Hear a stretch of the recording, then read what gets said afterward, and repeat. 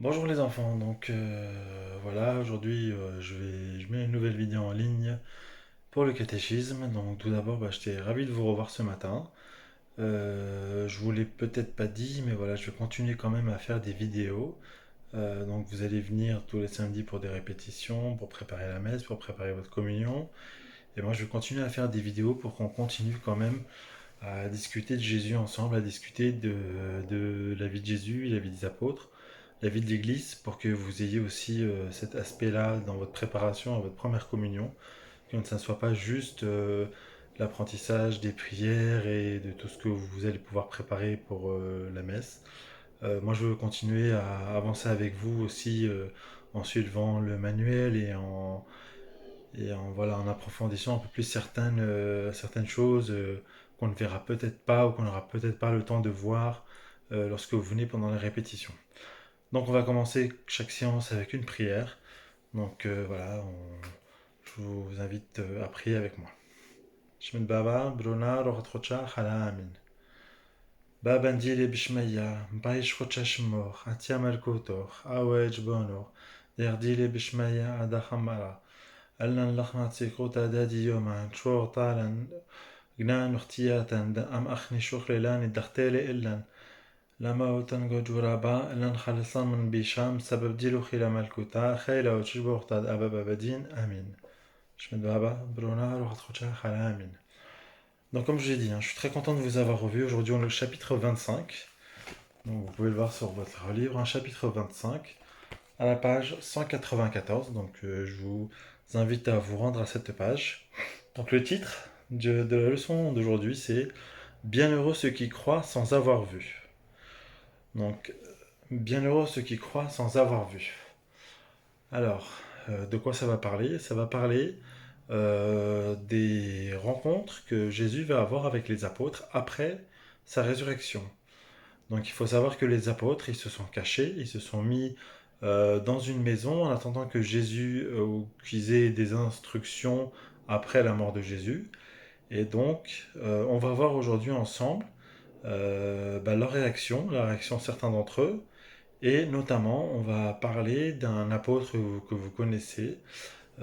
On a la chance, nous, d'être dans une église qui porte son nom.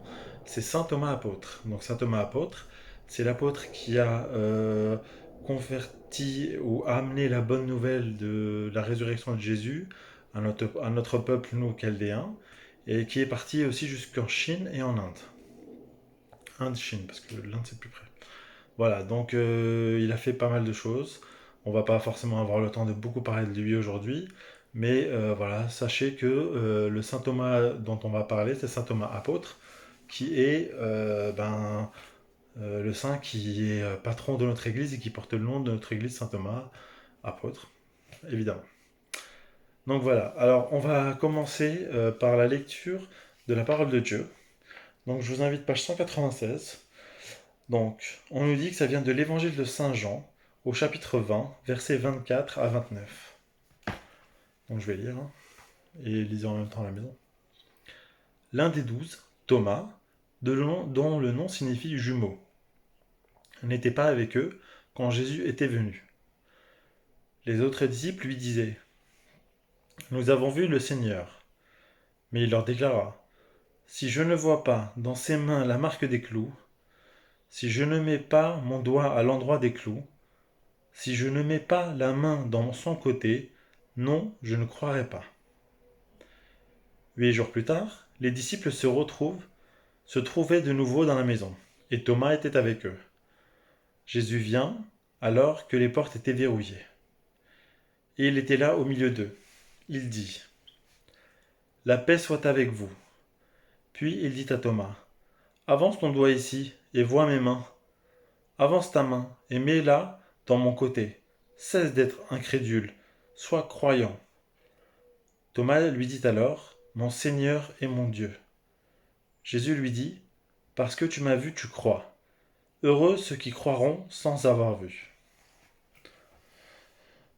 Donc là, vous pouvez voir, on vous a montré un extrait, enfin une illustration pour vous reparler de ce que Thomas a fait dans le texte.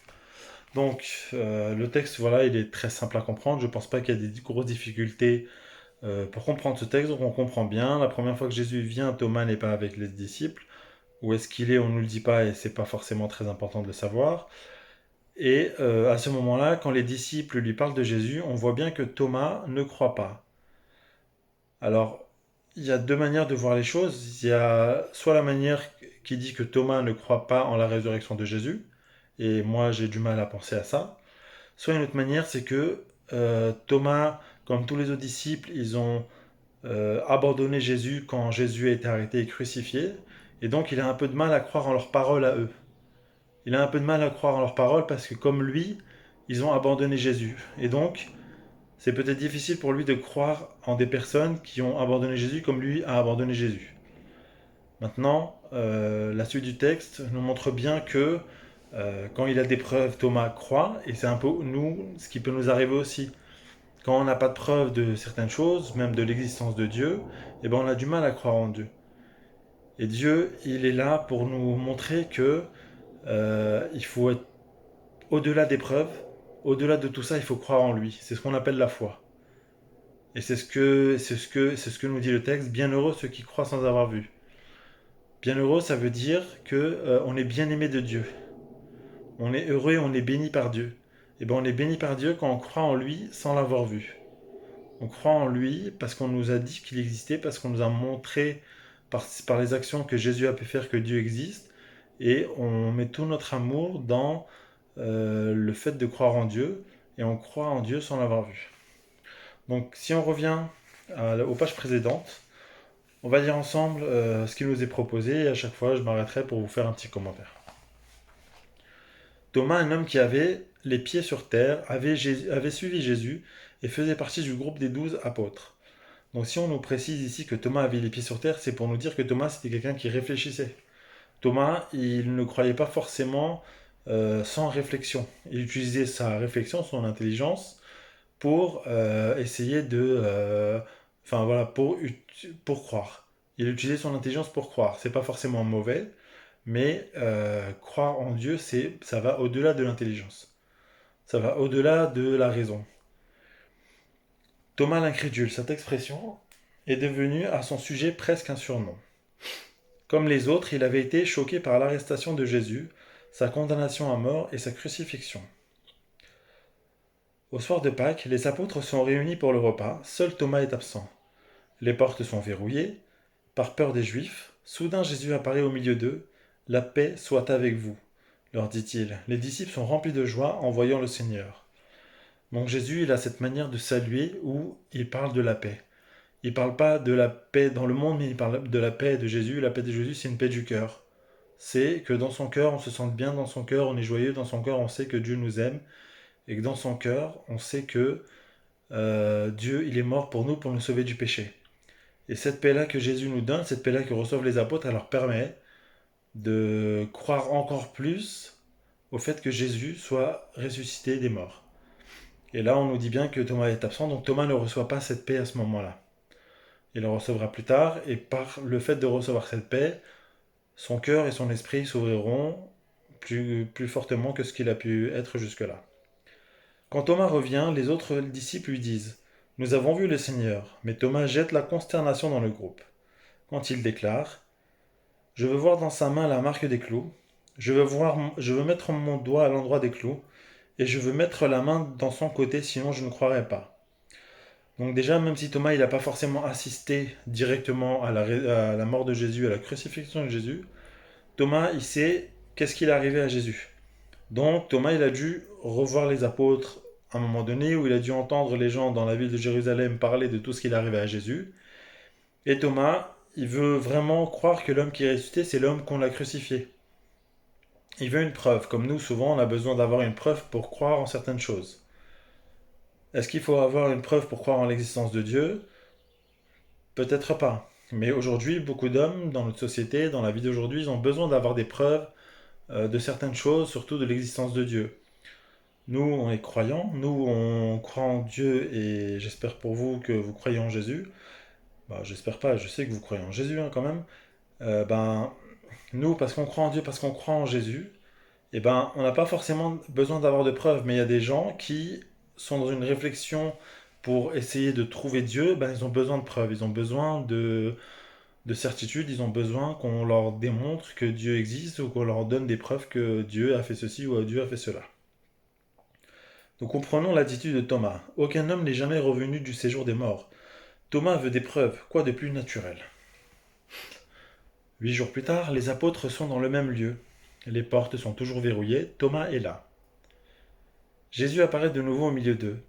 Il salue comme au soir de Pâques. La paix soit avec vous. Puis il s'adresse personnellement à Thomas. Avance ton doigt ici et vois mes mains. Avance ta main et mets-la dans mon côté. Ne doute plus, sois croyant. Donc on voit que Jésus, même s'il est absent le jour où Thomas a des questions, Jésus il sait ce qu'il y a dans le cœur de Thomas, comme Jésus il sait ce qu'il y a dans le cœur de chaque homme. Chaque doute que vous avez, chaque incertitude que vous avez, chaque question que vous posez envers Dieu, Dieu sait que vous vous posez ces questions et Dieu mettra quelqu'un sur votre route, quelqu'un sur votre chemin, quelqu'un qui vous accompagnera, quelqu'un qui vous aidera pour répondre à ces questions. Pour avoir la réponse à vos questions, il faut prier, il faut demander à Dieu. Là, encore une fois, Jésus y rentre en disant la paix soit avec vous. La paix de Dieu, c'est pas forcément la paix comme on l'entend, plus de guerre ou plus de choses comme ça. C'est vraiment la paix dans le cœur pour qu'on puisse comprendre qu'est-ce que la beauté de la création du monde par Dieu. Qu'on puisse s'ouvrir à l'amour fraternel envers tous les fils de Dieu, toutes les filles de Dieu, toutes les créatures de Dieu.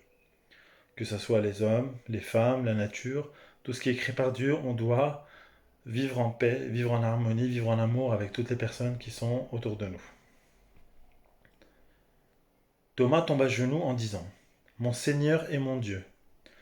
Bouleversé par la présence du Maître, il croit lui aussi. Il sait maintenant que Jésus est ressuscité.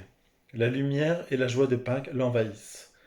Donc vous voyez, hein, Thomas il a reçu la salutation de Dieu et Dieu lui a donné de pouvoir répondre à ces questions, ces interrogations sur le fait que Jésus euh, a des mains transpercées, la lance qui lui a transpercé le côté. Et Thomas, il dit une chose qui est très belle, qui est très importante. Il dit mon Seigneur et mon Dieu. Il reconnaît Jésus comme son Dieu. Il reconnaît Jésus comme le Fils de Dieu. Et il reconnaît Jésus comme son Créateur. Et de là, Jésus lui répond. Mais Thomas, Jésus dit à Thomas, parce que tu m'as vu, tu crois. Heureux ceux qui croient sans avoir vu. Cette parole s'adresse à nous aussi. Nous ne voyons pas le Seigneur, mais nous croyons au témoignage des apôtres. Voilà, donc nous aujourd'hui, on est plus de 2000 ans après que les apôtres soient sur terre avec Jésus. On a eu des témoignages des apôtres, on a eu des témoignages des gens qui étaient proches de Jésus. On retrouve ces témoignages dans la Bible, on retrouve ces témoignages à travers les évangiles, à travers les lettres de Saint Paul, à travers plein d'autres lettres qui sont dans la Bible, qui soient de Saint Paul, de Saint Pierre, de Saint Jacques, de Jude. Voilà, vous verrez dans le Nouveau Testament, il y a beaucoup de personnes différentes qui ont pu écrire. Et bien à travers tous ces témoignages, sans avoir vu Jésus, on croit en Dieu, on croit en Jésus et on croit au Saint-Esprit. Donc nous, on est des gens comme Saint Thomas. On a besoin nous, on est des gens qui sont un peu différents de Saint Thomas parce que on n'a pas vu, mais on croit au témoignage de ceux qui ont vu. Mais on croit aussi au témoignage de personnes comme Saint Thomas qui ont dû avoir des preuves.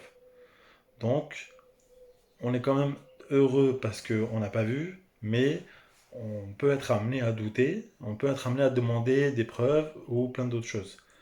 Jésus nous a dit que quand on avait besoin de chercher quelque chose, on pouvait prier, on pouvait demander à Dieu et Dieu nous répondra.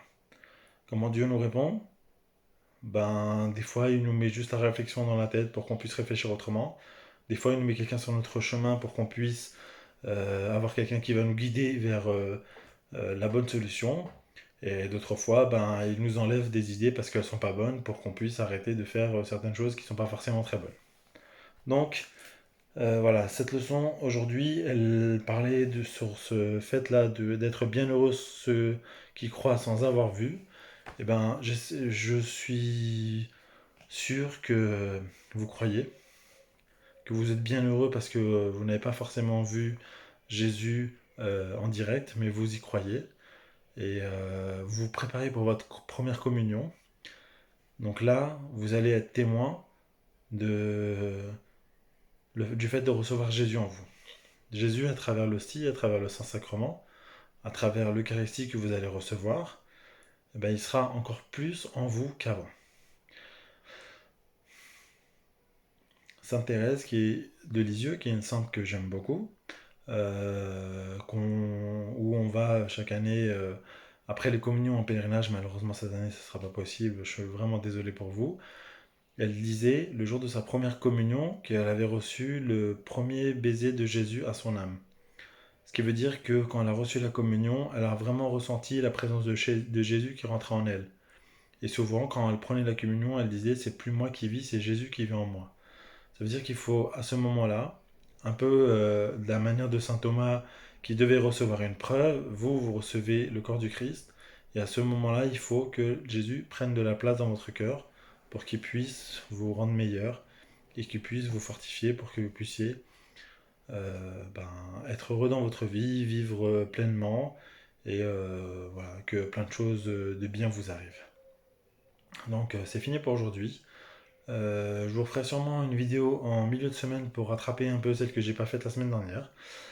Je vais continuer comme ça à vous faire des vidéos jusqu'à la communion pour qu'on continue à avoir